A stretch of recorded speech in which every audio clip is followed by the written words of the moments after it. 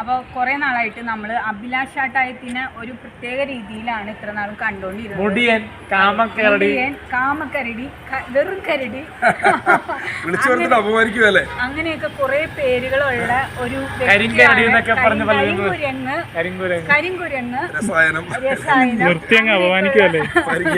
തീർച്ചയായിട്ടും ഞാൻ ചോദ്യം ചോദിച്ചു പൂർത്തിയാക്കിയിട്ടില്ല.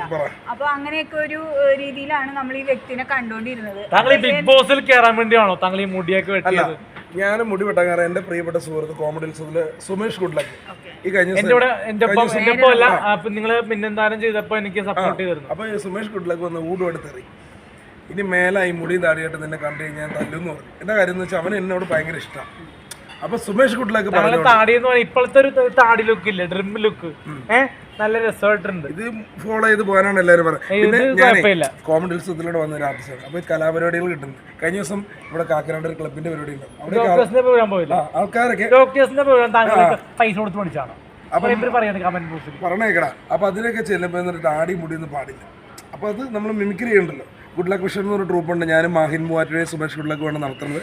മാഹിൻ മൂവാറ്റുപുഴയും എൻ്റെ കൂടെ പാടാൻ വരുന്ന ആളാണ്. അപ്പോൾ മാഹിൻ മൂവാറ്റുപുഴയും ഈ അലിൻ ജോസ് പരിഹരയും പറഞ്ഞു എൻ്റെ അടുത്ത് പറഞ്ഞ മുടി വെട്ടി സജഷൻ പറഞ്ഞോട്ടെ, ഇതൊന്ന് കറുപ്പിക്കാൻ പറ്റും. ഭയങ്കര വെളുത്തിരിക്കണല്ലോ മീശ കറുപ്പിക്കാൻ പറ്റും.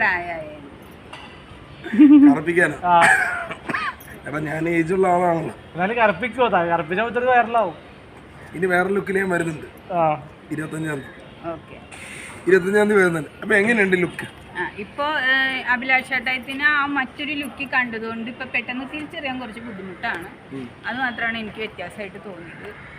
കാരണം നമ്മൾ അഭിലാഷ് ഷാട്ടായം എന്ന് പറയുമ്പോൾ ഇങ്ങനെ കുറെ മുടിയും താടിയും ഉള്ള ഒരു രൂപത്തെ ഒരു നേരത്തെ പറഞ്ഞ പോലെ ഒരു കരിങ്കുരങ്ങ്, കരടി, കാമക്കരടി അങ്ങനെയുള്ള ആളെയാണ് നമ്മൾ പ്രതീക്ഷിക്കുന്നത്. പക്ഷെ ഇതിപ്പോ കുറച്ച് ബുദ്ധിമുട്ടാണ്. എല്ലാരും വിളിക്കുന്നത് വെളുത്ത സായിപ്പെന്ന് വിളിക്കും. പക്ഷെ വെളുത്ത സായിപ്പെന്ന് വിളിക്കുന്നത്. അപ്പൊ ഉത്തരം പറഞ്ഞു കഴിഞ്ഞാൽ എന്തായാലും സന്തോഷം. മുന്നോട്ട് പോയാൽ ഇടക്കിടക്ക് ഷേവ് ആവശ്യം വന്നാൽ ഷേവ് ചെയ്യും. അപ്പൊ ഈ ലുക്കിലങ്ങ് മുന്നോട്ട് പോകും. പ്രോഗ്രാമൊക്കെ ആയിട്ട് ഗുഡ് ലക്ക് വിഷന്റെ പ്രോഗ്രാമായിട്ട് മുന്നോട്ട് പോകണം. ഞാൻ Sumesh good luck thank you. മുട്ട അടിക്കണം. ലാലേട്ടന്റെ പടത്തിന് മുട്ട അടിക്കണം. മുട്ട അടിക്കുമോ?